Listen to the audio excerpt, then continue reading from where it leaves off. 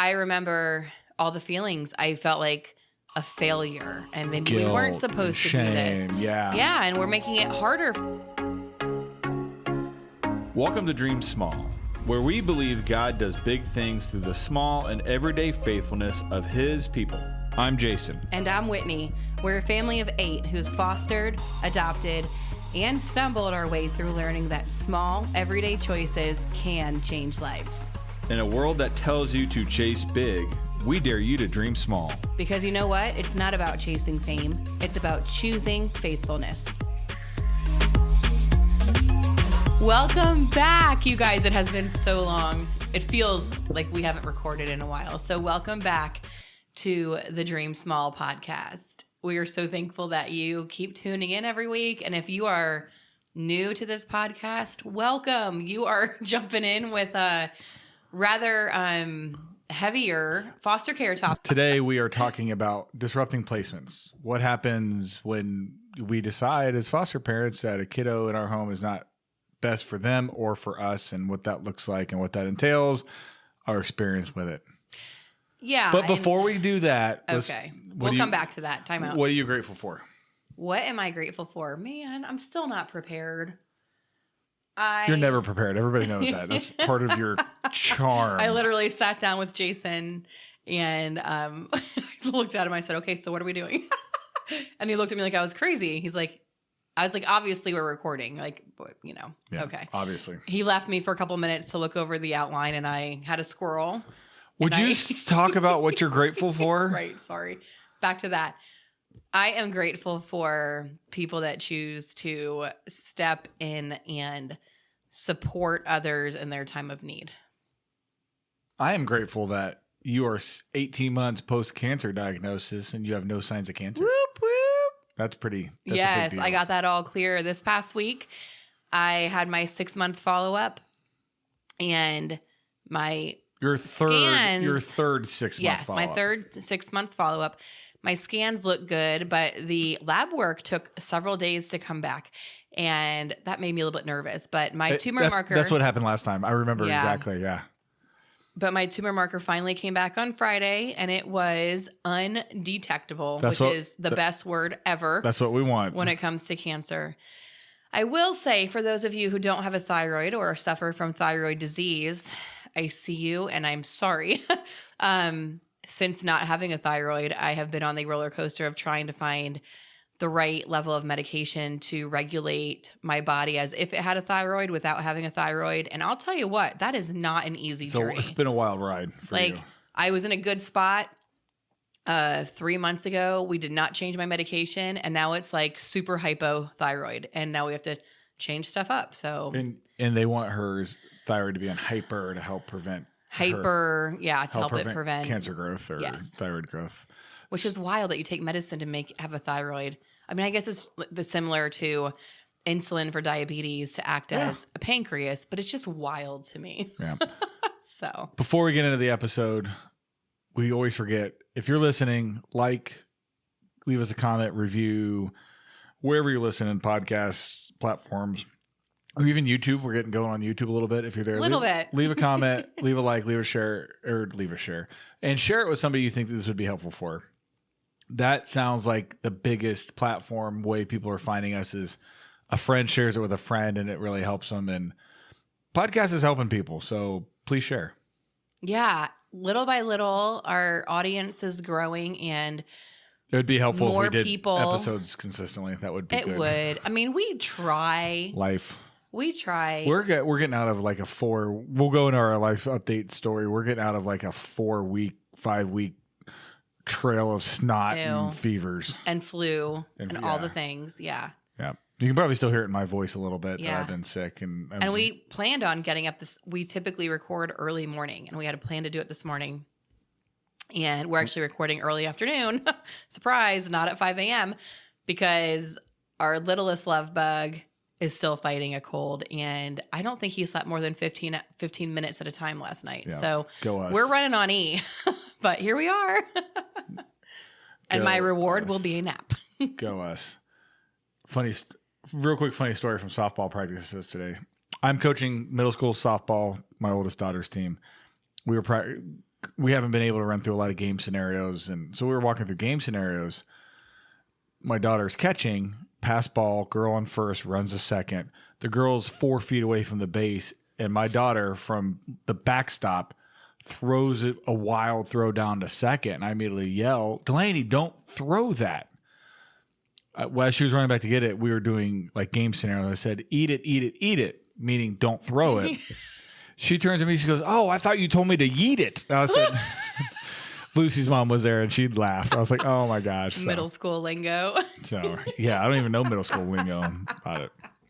Today, Goodness. we're talking about something that's heavy and hard, but I don't think people talk about it hardly at all. No, and it's, in life there's certain like taboo subjects, and then people don't talk about it. And then when people actually go through it, they feel like they're on an island and no one has ever experienced it before. But really people have, they just don't talk about it for one reason or another. And I think this is one of those taboo subjects. I know when we first considered disrupting placement, I think I've mentioned it, or I will in a future podcast very soon, spoiler alert, our very first placement, we very closely came, I can't even talk now, mush mouth. We came very close to disrupting that. Well, we placement. tried, and they're like, hey, she's going home soon. So we're like, okay, we can hang on Yeah. for a little extra time. So she didn't have to move. But I remember all the feelings. I felt like a failure, and maybe we weren't Guilt supposed to and do this. Yeah. Yeah, and we're making it harder for the system, and our goal is to make it easier and to step into the hard. And like all of a sudden, we suck at being in the hard, right?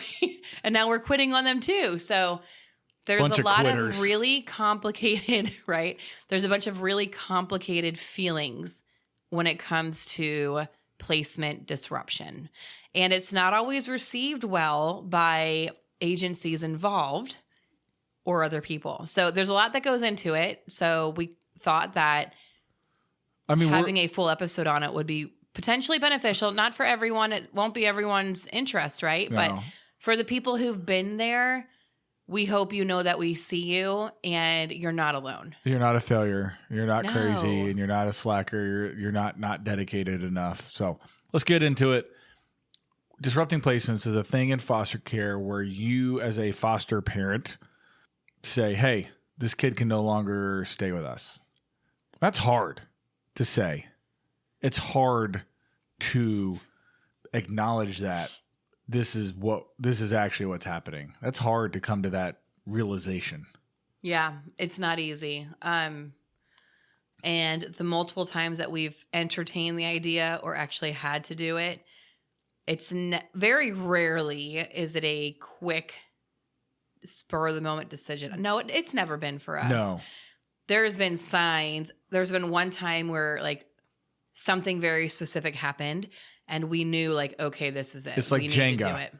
There were pieces getting pulled out of the tower slowly. We tried to balance it. We tried to keep it going. Then usually something happened that pushed the tower over. We're like, okay, this is what we need to do. Yeah, that's a great analogy. I'm Good smart job. like that. You're so smart, Jason. Reasons disruptions happen. Wait, you didn't even say thank you.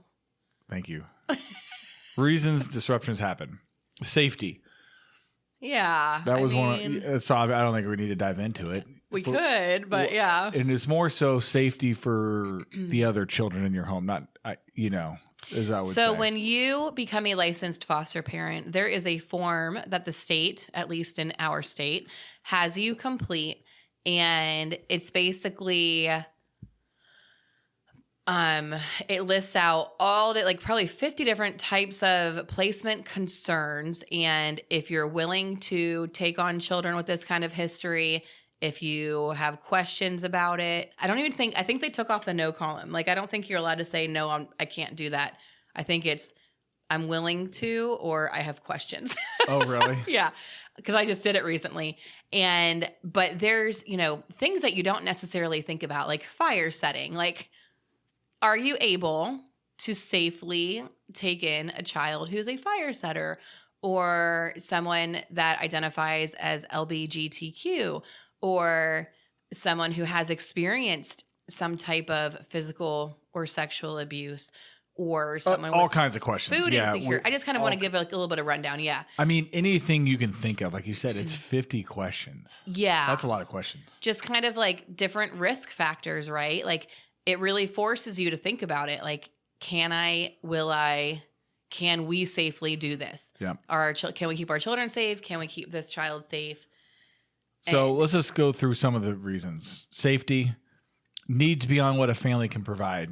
And a lot of times that happens is you don't have a clear picture of what this kiddo needs for them that happens to be successful.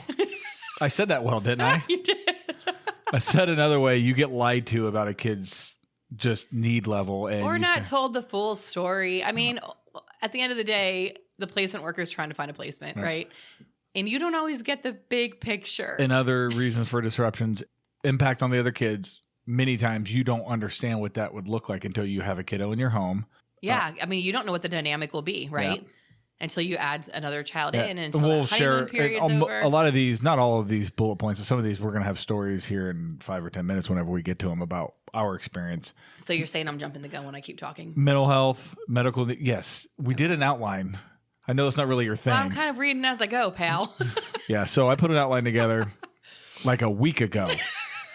Dude, I got a lot of life going on right So now. the way my brain works is I kind of vomit ideas out, and then I go back through and just kind of refine them, right? Like I can't, whenever I do things, I can't have my complete thought originally. So I like to get out as far out as I can, do an outline, because as I'm walking, showering, riding to work, random ideas pop in my brain. I go in there and do tiny little edits. My bride, I'm sure you guys are all aware, not really her thing. Sent this outline like 10 days ago, and she's just now looking at it. So I'm not past page 3 yet. So, so safety issues, one, needs beyond what a family can provide, impact on the other kids in your home, mental health stuff. A lot of times you don't know what that looks like till they're in their home. And, you know, you're not doing anything wrong. You're just not trained or equipped to do it. Your brain concocts false expectations versus reality. We'll have a story more about Whitney with that one. I'm curious where you're going to go with that. Oh, I'll tell you when we get there. Okay.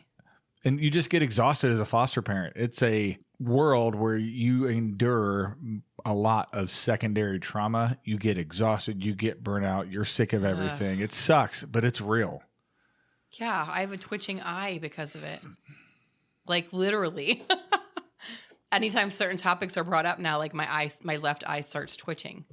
So that's your level imbalance that we're trying to get fixed. And we wanted to do this episode just to go through the guilt and shame we feel as foster parents when we do this. I know we struggled with that. Yeah. More so you. Well, yeah. Yes, because we went into this to help. Mm-hmm. And it's hard to get past feeling that you're hurting the system. You're hurting a child who now has to adjust to a new home. You're making the job of a caseworker more difficult. You're causing more trauma. Right? Yeah. So it feels like you go into this to help and then you're actually hurting everyone involved, which that stinks. Yeah, like that's a tough pill to swallow. Yeah.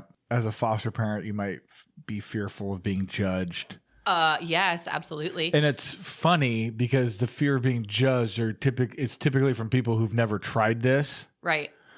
Other foster parents are like, "Oh yeah, I get you. Yeah. Yep, we've been there." Yes. And then people who take 7 why did you let them go? Why did they leave? Or then people who take 7 vacations a year and volunteer in the church nursery once every quarter ask you why would you do that? How? Right. It's like, look, bro. And the words are working, like, calm down. If you want to actually have a conversation, let's have a conversation. Yeah, we'll talk to you about it. But yeah, don't bring that over here. Yeah, it's hard. And lastly, I would say every foster kid that comes to your home is not designed to be their forever home if their case would go to adoption. And so true. You're just bridging the gap to their forever. Yeah. And I mean, the reality is sometimes choosing disruption is really the most loving thing that you can do for everyone involved. Absolutely. Even though it's the hardest, the right things aren't always easy. Most of the time they're not. Yeah. Right? Most of the time they're not. Because if it was easy, everybody would do the right thing. That's true. Good point. I'm on a roll today. You are. Look at you. Like, it's because you went to church today, isn't it? It's like the first time I've been able to go to church in 2 or 3 weeks. I didn't get to go last week because I was sick. Give everybody a real glimpse into our lives. We're going to share that we have disrupted placement 3 times in our nearly 8 years of foster care. I'm going to tell you about him. Okay. Whitney just looked at me like, what? Okay. I'm going to tell you about him, I guess, because I guess Whitney's not going to. I got distracted by a child, and now I'm like, oh, I lost my mojo. Yeah, I'm off track. We had to take a brief pause as a little buddy came down from nap. First kiddo that we had to disrupt placement on. So it was during COVID. She came to us in Christmas of 19. Yep. Before COVID joined. Well, right after Christmas. Yeah, like New Year's Eve or whatever. Sorry. Well, not Christmas Day. My bad. Yes. Yeah. Christmas break. She came to us, same age as Delaney, our oldest, because Whitney thought it would be best if Delaney had a playmate. Yeah. I mean, it made sense. And I really don't enjoy playing with Barbie dolls. And I felt like a bad mom. So I was like, oh, I have a solution. If you guys hear a tiny little toddler, it's because our almost 4-year-old decided he didn't want to nap and he's hanging out behind us. But he promised he'd be quiet. So we'll know how that goes. Yeah. Mind you, he's on the spectrum and is going to be stomping around and zooming cars up and down our recording table any minute. So. This is why it's so hard to record. We try, guys. We try. So we took this placement in right around New Year's Eve of 19. Yeah. And she thought it would be a great play date. We did a test run for a weekend. We did. It went great. Yeah, it seemed like it was gonna be great. And she ended up leaving our home in, I believe, May of 2020. On my birthday. Was it really on your birthday? Yeah, it was on my birthday. So she was with us for 5 months. Yep. And I don't... 5.5. Yeah. That was Who's counting? That was the oldest kiddo that we had taken in at the time. At the time, yeah. We had become pretty well adapted to the littles. We kind of knew what to expect with littles. Mm-hmm. Older kids are completely different. They are. And I mean, that makes sense, right? She came to us with a whole lot of baggage and a whole lot of trauma and had witnessed a whole lot of violence. Yeah. I mean, she was actually in our heart a really, really sweet little girl. And we were not at that point as trauma informed as we needed to be. And we were not equipped. I mean, this little girl at 5 had witnessed her. I don't remember the whole story, but I remember she witnessed her dad dragging her mom down the street. Mom was somehow attached to the car. And he was like, it was a lot of domestic abuse that she witnessed. Yeah. And dad, I think, is serving a life sentence. And mom had her rights revoked for some reason. And it was just a sad, unfortunate mess. Yeah. And she was a product of that. Yeah. It was a hard place. I mean, at first it was fine, but then things would set her off and like would have explosive anger problems. Again, not her fault, right? This is what she had seen. This is what she had been taught. This is what she'd been told. Right. I think the final tipping point where Whitney and I decided, okay, this is not good, is we found out. And all of this was when COVID happened, guys. Like the world shut down. So we were on an island. Remember what it was like? It was even worse in foster care. So we were, those people who had placements during COVID, like you were stuck in your house with children that you're just trying to learn, children who aren't getting the services that they desperately need. Yeah. I remember she had a therapist and she was meeting with her virtually, but what 5-year-old's going to have a successful therapy session virtually? I remember that when like it was Laney's kindergarten class did a virtual session. I said, oh my gosh, I can't imagine being a kindergartner. God bless her for doing it, but oh my gosh. Yes. The final piece of that pushed us over the edge and said, yep, we need to disrupt this placement was, I forget how we found out that this little girl had been taught that white people were bad. And the system, somebody knew it because that's how we found out. Her therapist told us. That's right. And the system knew that this little girl had a fear of white people. And they put this poor little girl in a white home. In a white community, in a white school. Like, what are you doing, everybody? Yeah. Like, it's not her fault. She believes that. That's what she was taught. 5-year-old, when they're 5, they believe. And instead of like being sensitive to that, they made her confront something she'd been taught her whole life. Yeah. That would be hard. Yeah. So, yeah. So I remember when we talked to her therapist that we were considering putting in to disrupt placement. And we actually had a friend in mind that was willing to take her placement. The therapist said to me at that point, yeah, I'm actually not surprised this didn't work out. She's been taught to hate white people. At that point, I was like, what on earth? If the whole team knew this, why Right, yeah. It's did not they the, ever put, like, they did her a disservice. it's not the time to help her try to overcome that fear, right? Yeah. It was your friend Ashley where she went? Yeah, We need to interview her. we do. Yeah. She's What's one of, up, Ash? She's I know one of she our listens favorite. all the time. She's great people. Yeah. So that was our first disruption. Second one was 3 years after that. Yeah. 23. It's all a blur. I actually have no idea what year it was. 23 sounds right. Yeah. May have been 22. No. Do we have Braden yet? It was a year after I was working at the church. Okay. Yeah. Doesn't matter. Yeah. We were told there was a 10-year-old boy that needed a new foster home. So yeah, our current caseworker had told. Go ahead. It's your story. to Our tell. current FCM at that point, it was Braden's FCM. She was yeah, telling right. me about this child, like telling me this like heartbreaking sob story about this child whose family literally abandoned him at the age of 9 in a home by himself in downtown Indianapolis. And they supposedly flew to their home country in Africa. And they left him, like literally abandoned him with a dog. And he had been in a foster home and it wasn't working out because they were old and they wanted him to be in a home with younger parents. And she, spoke so highly of him. Great kid, super sweet. Which is true. He was a super sweet kid. Yeah. But he also had a lot of issues, a Ton lot of of issues. abandonment issues, understandably so, a lot of trauma that I don't even think the FCM was truly aware about. I see. I'm more cynical. I know you are, but we try to do our due diligence. Like God really, because we had at that point we had been in 5 years, so we had Yeah. learned the questions you need to try to ask. and ahead God of time. really broke my heart for him and his story, and I wanted to help him, and I felt we prayed for it for a while. Excuse me. We actually spoke with his therapist. We had a Zoom call with his therapist it was like 2 hours, I feel like. Long time. Asked all the questions. We prayed on it and we decided like, okay, like we're going to open up our home to him. As we've shared, our default answer is yes, unless we feel like there's a no. And Jason didn't feel this calling as much as I did. Like I felt like, yes, we need to be his home. I went into it thinking like we would end up adopting him and giving him that forever family that he deserved.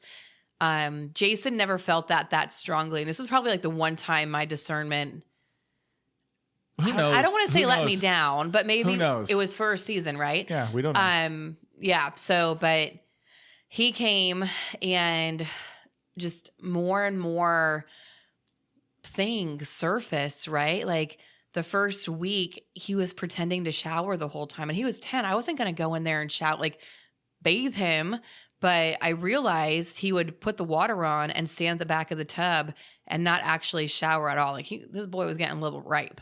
And turns out the therapist had finally shared with us, not during the first call, but when I brought this up, he was like, yeah, I think there's a history of him being forced underwater with his former family. And I was like, well, that would have been great to know, right? Like, and then, we have a swimming pool out back and he's, oh, I know how to swim. I love to swim, blah, blah, blah. No, this little boy did not know how to swim. He jumped in the pool the first time and almost drowned.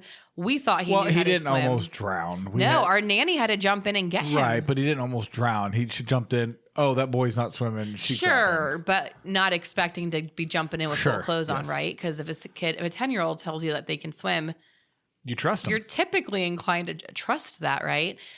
So those are the two things that kind of come to mind. But there was a lot. There was food insecurity. There was a lot of trauma that we were not made aware of, and things. I remember when I took him to Walmart, he came to us like 2 days before school started. Right. Yep. And we had no idea his academic level, but he was starting in the 5th grade. So I took him to Walmart to get all of his school supplies.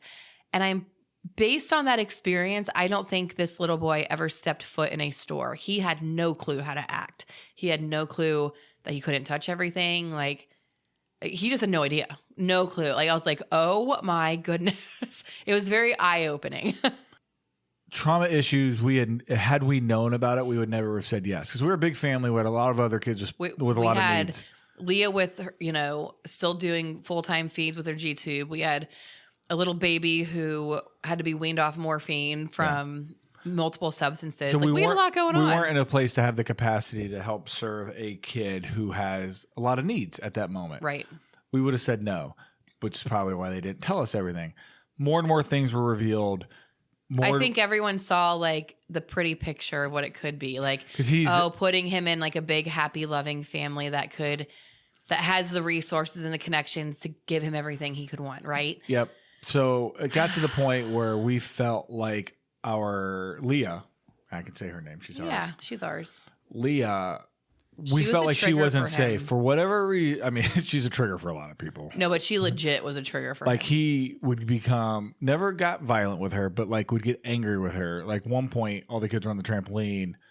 Something happened and he charged at Leah, and Lainey actually had to step in between Leah and this kid. Like you said, he was hands out going for her neck. Yeah. So and that you saw red. That was the point where I was like, okay, we can't do this. I remember I was at work. It was a Sunday and I was at work at the church and you messaged me and you were like, we need to talk, like we need to be done. Yep. Yeah. So and it sucks. And when one spouse says that, like you have to listen, right? Yeah, it sucks because the kid was a good kid. Like he had been through so much.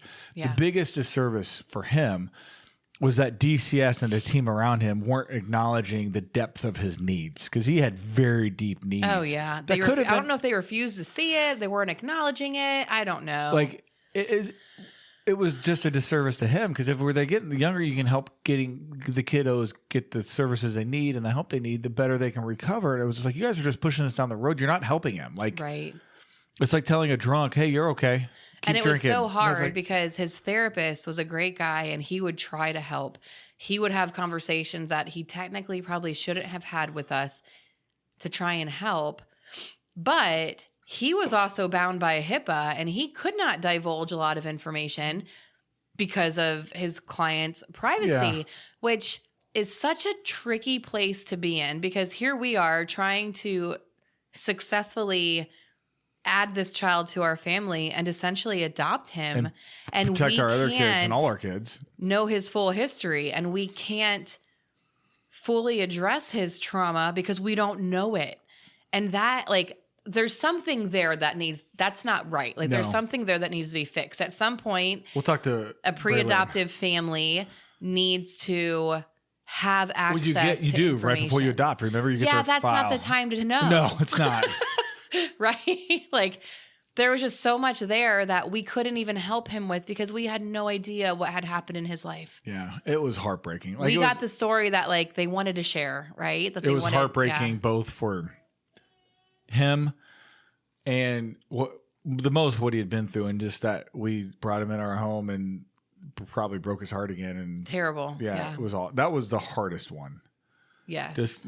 It was the easiest decision, but it was the most heartbreaking story. Yeah, I agree with that. Right? Yeah. Deciding that he couldn't stay here was not hard per se, but it was so heartbreaking because it was his story was just one of those that just ripped out your soul. And when you decide to disrupt, you want to know that there's going to be a happy ending for a child.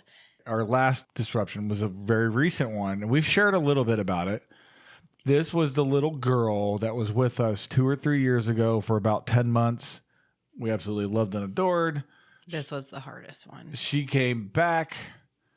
She came back to us on October 24th, found out she was coming back to us 10 days before Whitney had to go isolate for 3 weeks for her cancer treatment. She came back to us and she was with us since October 24 till what month are we in? Till February of March, call it March 1st for easy math. And when she went to her new home, and it was simply a matter of, so this girl was 6 and she'd spent 2.5 years of her life with us essentially. Yeah. And we realized painfully that we did not have the capacity this little girl needed to be successful.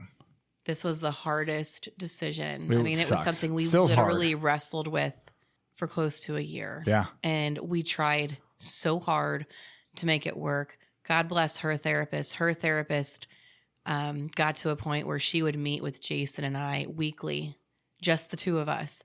and she would talk to us and just see how she could support us and kind of like help walk us through what was going on in therapy and what she was seeing and like what themes they were working through. And because we desperately wanted this to work. yes. And her therapist is a believer, and she would, tie in God's sovereignty to what she was talking to us about. And I know she was praying for us, and she was such a blessing during such a difficult, challenging time. But ultimately we couldn't make it work. It just wasn't, this was a situation where our whole family was struggling Everybody to make it work. It was like trying to put a square peg in a round hole. It was very much, you said one day, and it kind of took the scales off my eyes. God is a God of peace and order. Yeah, not chaos and confusion. And that's what, everybody was on, like, grumpy. Everybody. It was grumpy. chaos and it was confusion. And everybody was mad. Like, you couldn't sit with kids. It wasn't just her. It was competition constantly. It was angst. It was comparison. Yeah, like you couldn't do for one what you couldn't do for them all. And God forbid you try to give anyone else attention. Like, she couldn't handle it. And luckily our agency found a home for her that if you were going to design a home Like for this little girl, yeah. this is what it would look like. Yes. She's going to be the youngest by about 5 or 6 years. Yeah. Very sweet kids, really sweet mom and dad. They're loving, they're Christians. Yes.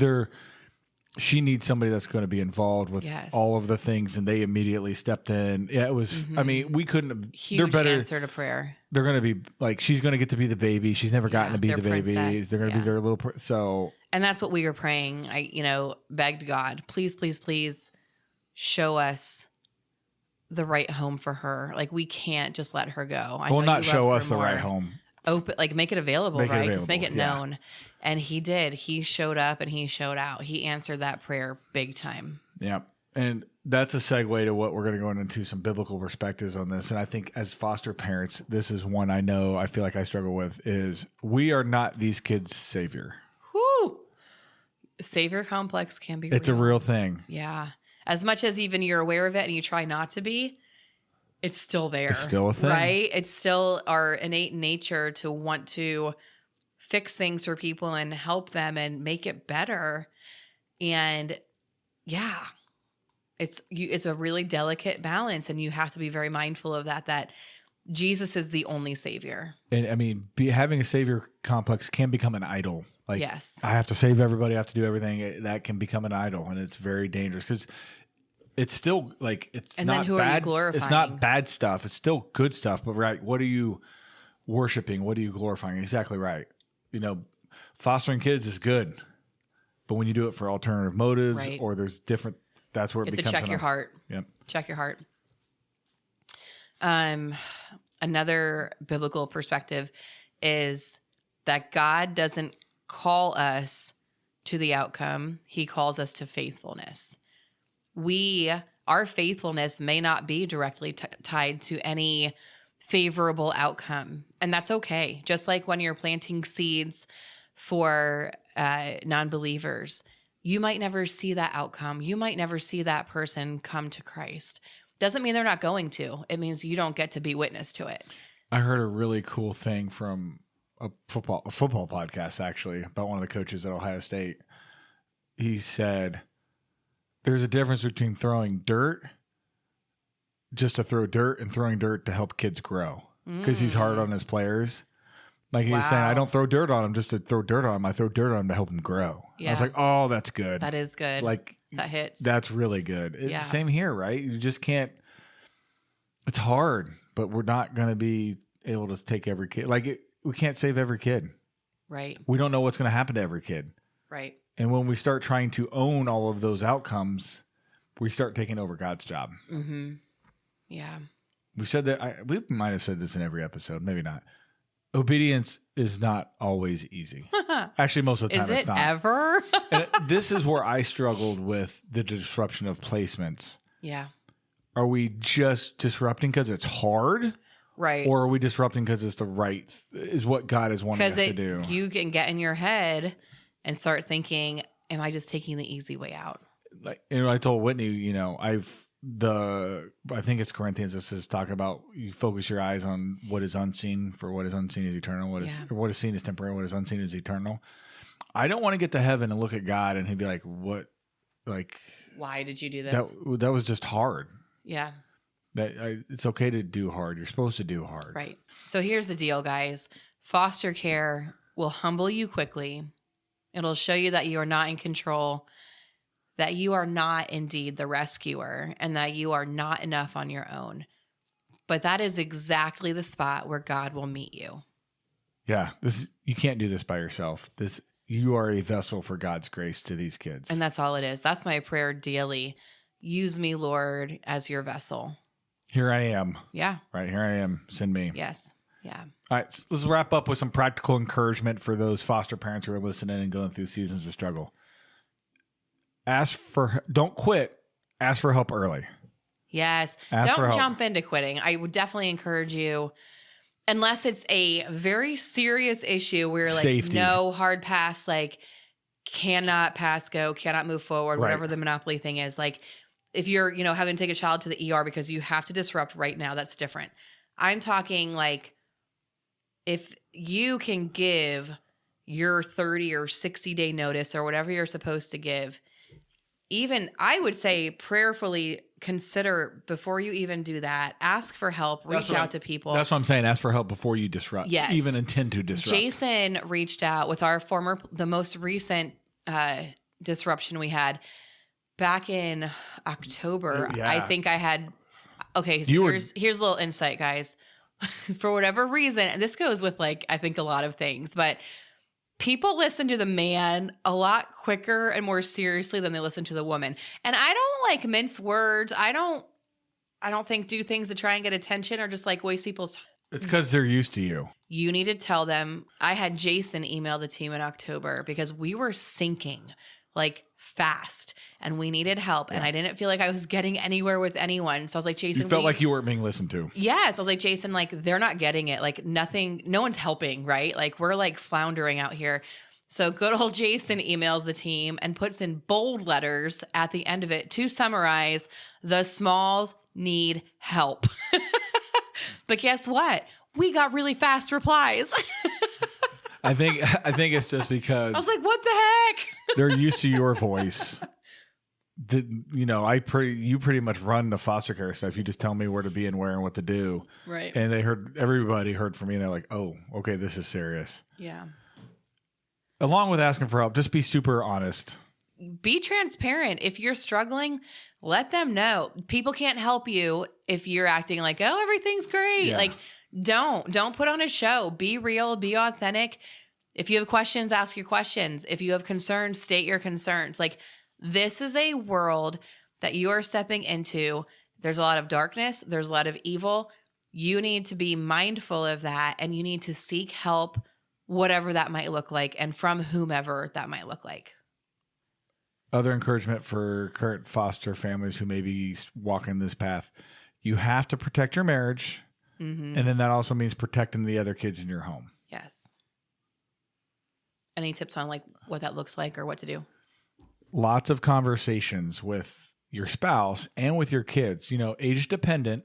Yeah. We've had conversations with the bio kids, the big kids. And if we needed to now, Leah would be included that now because she's old enough to understand and give her thoughts and opinions. Right. Hey, do you feel safe? What concerns do you have? Yeah.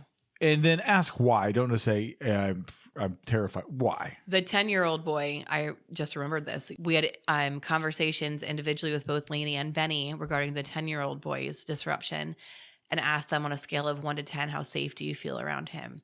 And that was an eye-opener because they both said 5.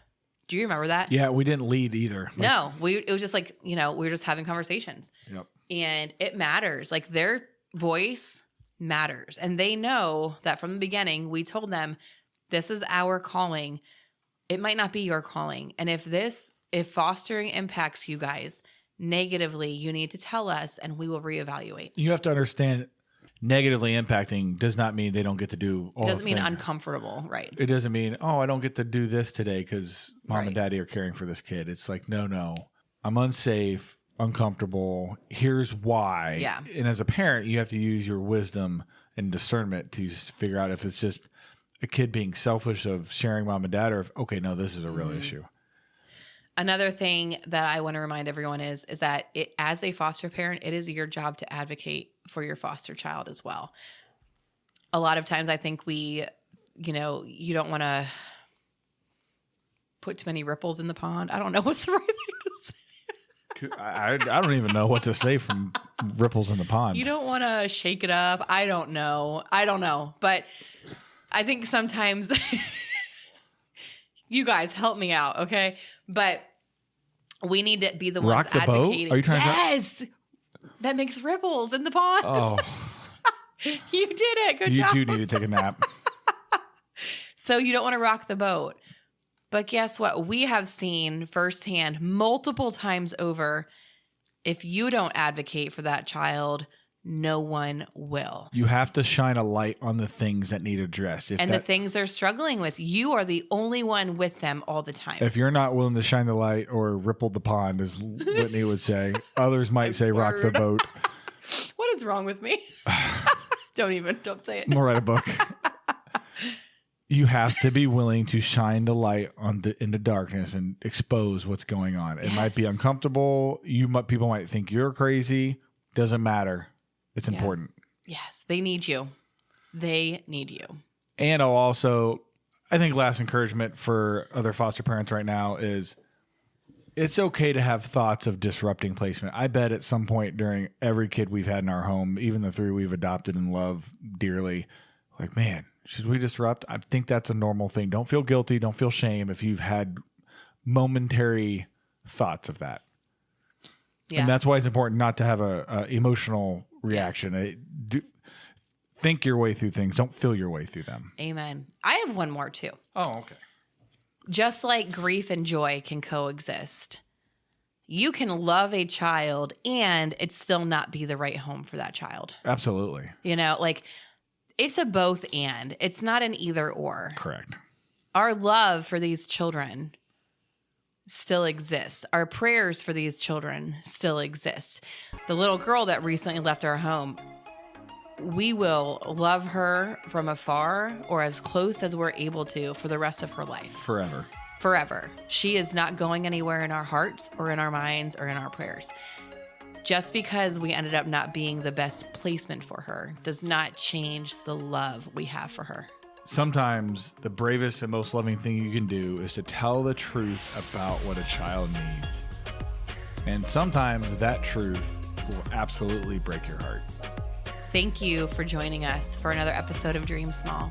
And until next time, dream small. Thank you for listening to the Dream Small podcast. If you're listening on Apple Podcasts, please tap that follow button and leave us a review. It helps other people find my mom and dad's show. If you're on Spotify, please give my parents a follow and a 5-star rating. And wherever you listen, don't forget to share the show with a friend who needs a little encouragement today.